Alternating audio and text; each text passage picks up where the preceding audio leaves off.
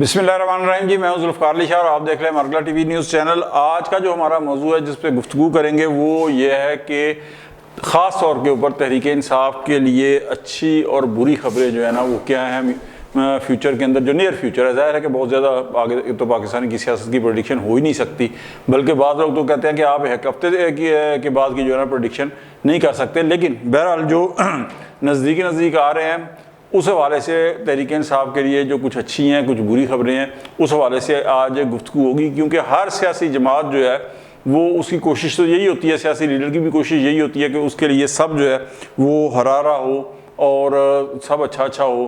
तो खान साहब का आपको याद है कि पहले वो कहते थे कि जी मैं क्यों माफ़ी मांगूं, मैं 9 मई के वाक़यात के ऊपर मुझसे माफ़ी मांगी जाए कि उन्होंने मेरे साथ और मेरी जमात के साथ ज़्यादती की है। लेकिन अब जो उन्होंने मौक़िफ़ बदला है कि जनाब मुझे अगर वीडियोस दिखा दी जाएँ CCTV की तो मैं, अगर मेरे कारकुन हुए तो मैं उन्हें खुद सज़ा दूंगा और मैं माफ़ी मांग लूँगा। अब ये मौक़िफ़ क्यों बदला है, उसकी वजह यह है कि लोकल सतह के ऊपर और इंटरनेशनली कुछ हालात भी ऐसे हो गए हैं कि जिसकी वजह से कुछ बुरी खबरें जो है ना वो तहरीक इंसाफ के लिए हैं।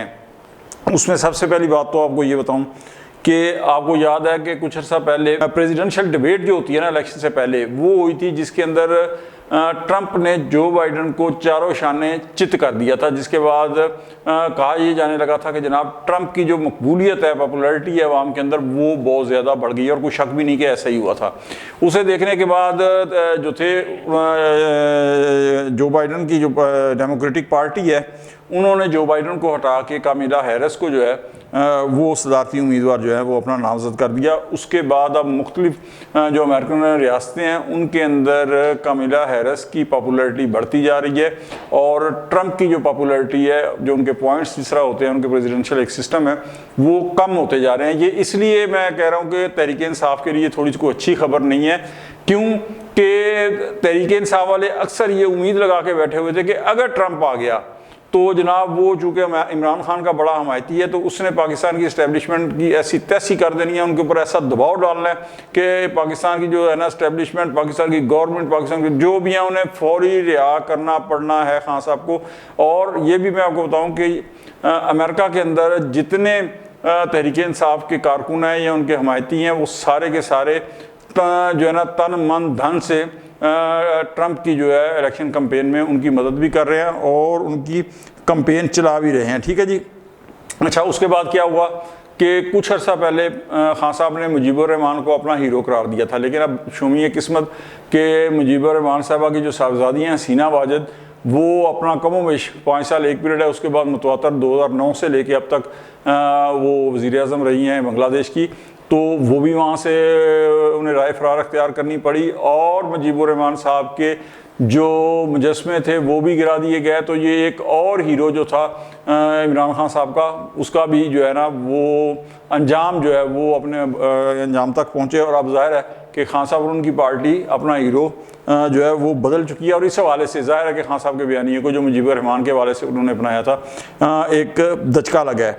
अच्छा, मुकामी सतह पर अगर आप देखें तो अब तहरीक इंसाफ कह रही है कि हम एक नया ग्रैंड अलायंस जो है वो हिज़्ब इख्तिलाफ का बनाएंगे। इसका मकसद क्या है कि इसका मकसद ये हुआ कि तहरीक तफ़्ज़ आइन जो है ये वाज़िया तौर पर उसकी नाकामी का ऐलान है कि उसके तहत उन्होंने बड़ी कोशिश की, उसके अंदर जो है महमूद खान अचकज़ई को सरबराह बनाया, उन्हें प्रेसिडेंशियल इलेक्शन के अंदर आसिफ अली ज़रदारी के ख़िलाफ़ इलेक्शन भी लड़वाया, अहमियत भी दी। लेकिन उनका ख्याल ये था कि छोटे सूबे से या बलूचिस्तान से एक और छोटा सूबा जो है खैबर पख्तूनख्वा, उसमें हमारी हुकूमत है, तो जब दोनों सूबों से तहरीक उठेगी तो जाहिर है कि उसका असर जो है पंजाब के भी, वो सेंट्रल पंजाब में भी पड़ेगा, कुछ सिंध के ऊपर भी पड़ेगा। लेकिन वो सारी चीज़ें जो हैं वो नहीं हो सकी। बार बार की इलेक्शन काल के एहतजाज की काल के बावजूद वो मतलूबा नताइज तहरीक इंसाफ को जो है हासिल नहीं हो सके।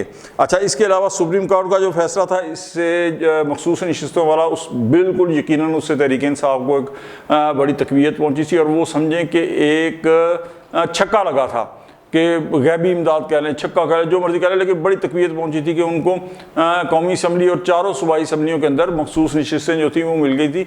लेकिन उसमें क्या हुआ कि सुप्रीम कोर्ट जो है वो गई है माजी के अंदर। माजी से मुराद ये है कि उन्होंने कहा कि जी चूंकि इलेक्शन से पहले जो सुप्रीम कोर्ट ने फैसला दिया था तो इलेक्शन कमीशन ने उसकी इंटरप्रिटेशन जो है वो गलत की थी, तो लिहाजा तहरीक इंसाफ को इलेक्शन में लड़ने का मौका नहीं दिया गया। तो आज़ाद जितने अरकान थे वो सारे के सारे जो कि तहरीक इंसाफ के थे उन्हें मौका नहीं मिला लगा, तो ये मखसूस नशिस्तें जो है ये तहरीक इंसाफ को दी जाती हैं। अब सुप्रीम कोर्ट अगर माजी में गई है तो कौमी असम्बली के अंदर जो है हुकूमत ने जो इलेक्शन एक्ट 2017 है उसके अंदर जो तरमीम की है वो भी माजी में गई है। उन्होंने कहा जी इस जो अमेंडमेंट है इसका असर जो है 2017 से होगा और उसके ऊपर सदर मुमलकत ने दस्तखत कर दिए हैं और वो ज़ाहिर कानून बन गया। उसे तहरीक इंसाफ ने सुप्रीम कोर्ट में चैलेंज कर दिया है। अब हुकूमती कैंप ये क्या कह रहा है, उसका स्टांस ये है कि जनाब सुप्रीम कोर्ट आइन की तशरीह कर सकती है लेकिन वो भी विद इन पैरामीटर एक मखसूस हदूद के अंदर रहते हुए कर सकती है। आइन को उस हदूद से निकल के वो तशरीह करके रीराइट आइन नहीं कर सकती, लेकिन आइन बनाना, कानून बनाना वो पार्लियामेंट का हक है और वो जो कानून और आइन के अंदर अमेंडमेंट कर दे, जो बना दे, उसका एक सिंगल कामा भी सुप्रीम कोर्ट जो है वो तब्दील नहीं कर सकती। अब ये दोनों तरफ से ज़ाहिर है कि ये तलखी है दोनों तरफ से, वो भी सुप्रीम कोर्ट भी इदारा है, पार्लियामेंट भी एक इदारा है, पार्लियामेंट जिसे कहते हैं सुप्रीम इदारा है, तो ये एक तलखी चल रही है। अब सुप्रीम कोर्ट जो है वो इलेक्शन एक्ट के अंदर जो 2 तरमीम की हैं उनके ऊपर क्या फ़ैसला करता है ये आने वाला वक्त बताएगा। लेकिन हाल की घड़ी तक जो है तहरीक इंसाफ जो खुश हो रही थी सुप्रीम कोर्ट के फैसले से, ज़ाहिर है कि वो फैसला भी रौले में पड़ गया। और उसकी एक और वजह है कि जो 2 जजेस ने इख्तलाफी नोट लिखा है वो बड़ा तगड़ा नोट लिखा है। उन्होंने बाकायदा ये कहा कि अगर ये फैसला हो गया तो आइन की फ़लाँ आर्टिकल जो है उन्हें फिर ज़ाहिर इग्नोर करना पड़ेगा। उसके बाद इलेक्शन कमीशन ने जो वहाँ जो रिव्यू की पिटीशन दायर की है हुकूमत ने की है, तो ये सारी चीज़ें अभी फ्यूचर में तय होंगी और ये भी एक सेटबैक है जिसे कहते हैं आप तहरीक इंसाफ के लिए। अच्छा, लेकिन इसका ये मतलब नहीं है कि तहरीक इंसाफ के लिए सब बुरी चीज़ें, कुछ अच्छी चीज़ें भी हैं। और सबसे अच्छी चीज़ तो ये है कि वो जिसे कहते हैं ना कि 100 सुनार की 1 लोहार की, तो वो ये है कि अदलिया जो है वो वहाँ से उनको रिलीफ मिल रहा है। इसमें आप ये कह लें, बल्कि मैं तो ये सच्ची बात है मैं ये कहता हूँ, उसकी वजह ये थी कि मुझे पहले नहीं मालूम था, लेकिन जब काजी फाइज ईसा के दौर के अंदर बराह रास्त सुप्रीम कोर्ट से हियरिंग दिखाने लगे ना केसेस की, तो वहाँ मुझे पता चला कि जनाब गवर्नमेंट की जो है प्रोसिक्यूशन किस हद तक कमज़ोर है। यानी बीइंग अ ले मैन, में एक आम आदमी के तौर के ऊपर मेरे जहन के अंदर जो आर्गूमेंट आ रहे थे कि यार अटॉर्नी जनरल को ये कहना चाहिए, ये कहना, लेकिन वो कुछ भी नहीं कह रहे। तो वो जो कमज़ोर प्रोसिक्यूशन है वो अदालतों को मौका देती है आला अदलिया को कि वो तहरीक इंसाफ के हक़ के अंदर जो है वो फैसले करें। आप ये देखें कि ये कमज़ोर प्रोसिक्यूशन का नतीजा है कि 9 मई को हुए 1.25 साल होने को आ रहा है, लेकिन किसी को आज तक सज़ा नहीं हो सकी, बल्कि अब तो ज़मानतें होने लगी हैं जनाब, अब तो ज़मानतें होने लगी हैं। तो ये उसके अंदर क्या किसी सबूत की ज़रूरत है?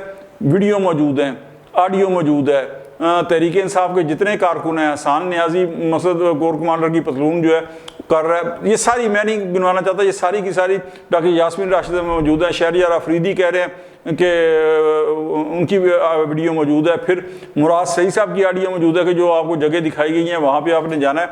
और फिर ये एक प्लान के तहत तमाम जो है वो फौजी इमलाक के ऊपर जाकर एजिटेशन होता है, फिर वहाँ पे हमले होते हैं, कोर कमांडर लाहौर का घर जो है जलाया जा रहा है, और ये जलाने का और जितने मुजस्मे तोड़े गए शोधा के वो सारी की सारी वीडियोज़ मौजूद हैं। लेकिन अब इससे ज़्यादा गवर्नमेंट की कमज़ोर प्रोसिक्यूशन क्या होगी? मैं कमज़ोर गवर्नमेंट को ब्लेम करूँगा कि किसी एक को अब तक 1.25 साल होने के बावजूद जो है ना वो सज़ा नहीं हो सकी।